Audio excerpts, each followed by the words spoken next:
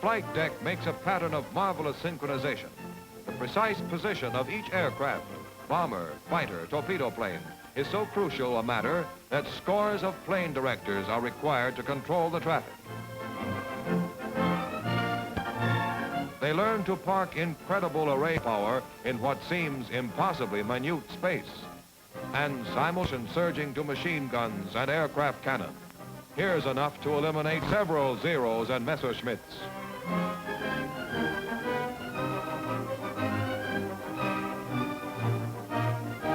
Six decks below, the heavy Thunder 500-pounders start their careful cushioned climb to airplane bomb bays. Ticklish work. If anything had gone wrong, you wouldn't be looking at this picture. Yes, a carrier's loaded to the gunnels with more plane and fancy potential death than any other warship. But tireless training instills a superb life-guarding discipline. Accidents are almost unknown. On the double, shells for the fighter's wing guns. Through the hatch, over the catwalk, onto the flight deck. 80 pounds to a man. And every round has been inspected as carefully as a watch part. This is a new crew on a new ship, but anyone can grasp the professional skill of these ordnance men.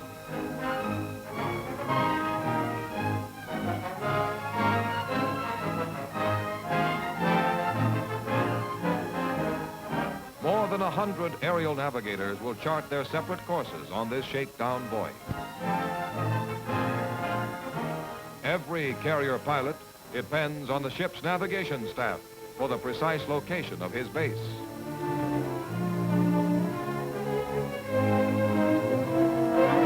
This is a ready room, where a squadron commander instructs his pilots on an operation to be conducted far from the carrier. These calm faces show how young America reacts to what most of us would call a tense situation. The skipper awaits the command, pilots, man your planes. And when it comes, he gives the order, let's go. The execution is explosively swift, but the whole pattern is one of super synchronization. No infantry unit can fall in with less lost motion than these flyers and the sailors who serve the planes on deck.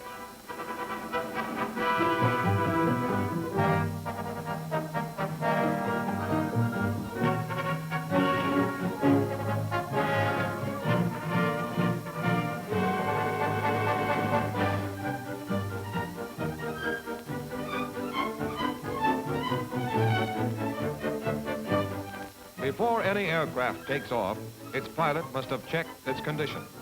The plane captain enforces this formality rigidly. The pilot signs on his check sheet.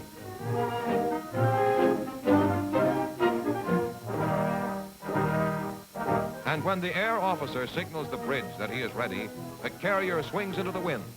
This will add the carrier's speed to the wind's velocity, give the aircraft an onrush of scudding air to climb for quicker altitude.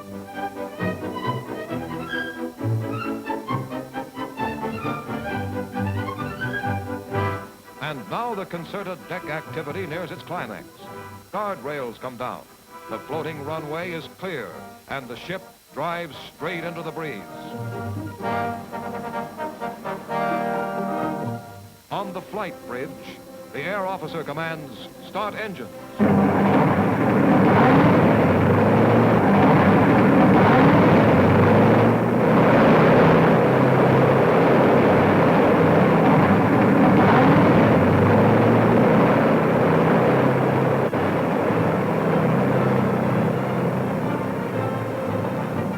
At his second order, flag signals shift to show all hands that the carrier is about to launch aircraft. These signals also speak to nearby ships. Now a gale sweeps down the deck, and the engine's crescendo is deafening. Yet traffic is controlled to the fraction of a foot by the ever-present plane directors. Clenched fists signify brakes on. Then the starting officer signals, rev your engine.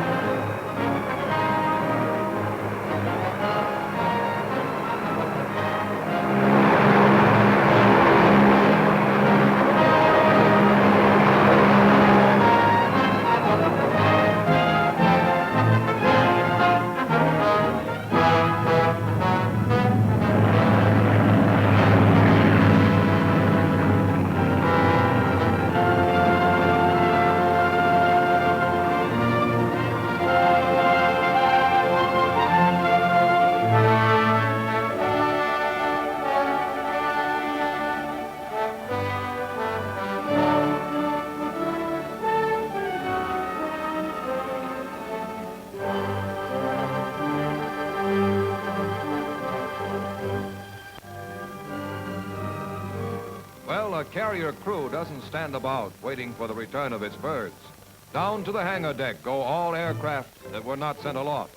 Here, squadron engineering officers sweat out their task of keeping planes tuned, geared, and on the qui-vive. Here, in space which would seem impossibly crowded to landlubber grease monkeys, the Navy's plane mechanics fly their exacting craft. You may have known these men in some garage in Idaho or Maine. If so, these hands have learned many a skill since that day.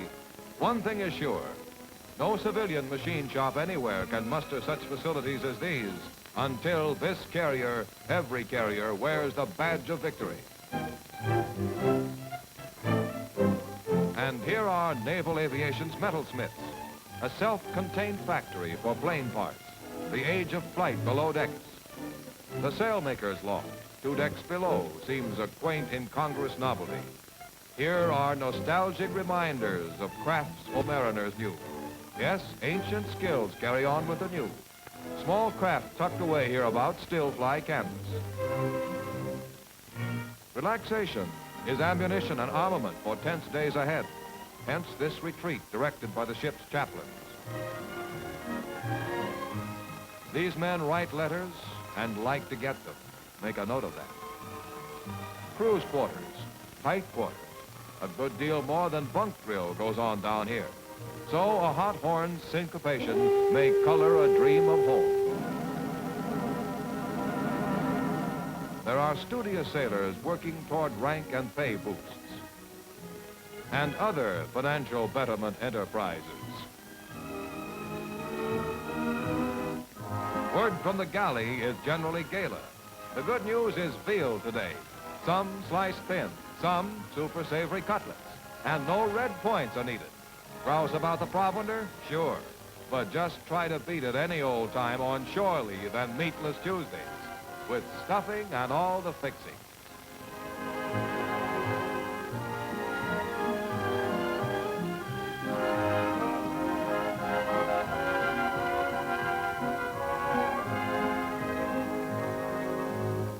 Church call brings hundreds to the hangar deck.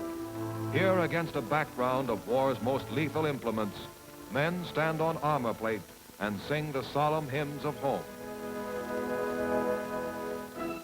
Now, a sea-roving airport must have the most accurate weather bureau possible. Aviators' lives depend upon the exactitude of air data. Ship speed, drift, course, wind velocity. These are the staple factors of a constantly changing picture of profound importance.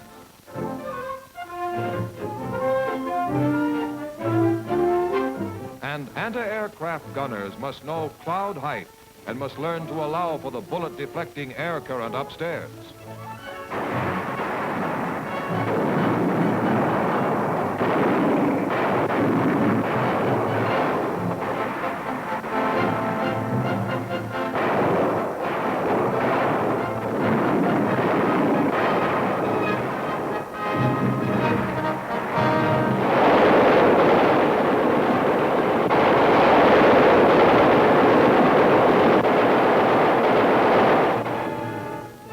Signal bridge, preparations are made to warn escorting destroyers that our planes are about to come in.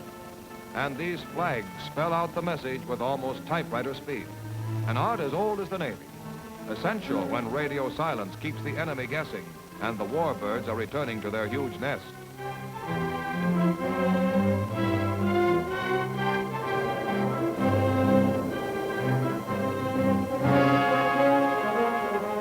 Retrieve its aircraft, the ship again must turn into the wind. And so that the planes, as they form into the landing circle, will know that the course is clear, the red flag comes down.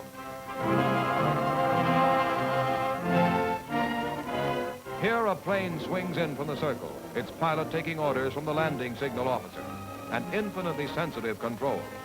It is as if he reached up with his hands to retrieve the homing warbirds. How fast he brings them in is restricted information. But here again, our naval airmen hold world leadership. Pilots used to the expanses of LaGuardia Field would call this threading a needle or squatting on a dime. It's carrier commonplace. $100,000 worth of airplane could somersault on the deck or ricochet into the drink if there were a rod's miscalculation.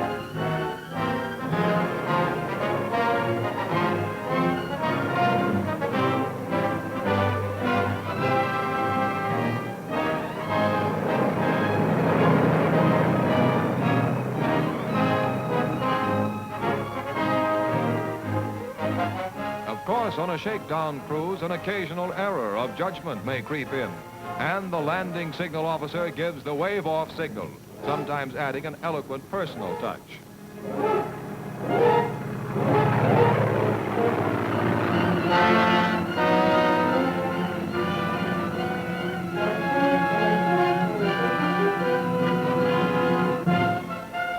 Find your mother there, airmen, a steel ship fashioned for airplanes. A great target, but marvelously elusive. Yesterday she went down the ways a soulless mechanism, but now she has a heart, a personality, a crew, a proud human spirit. Take a look at a great young lady about to keep a date with history. This is an answer to December 7th. This is America.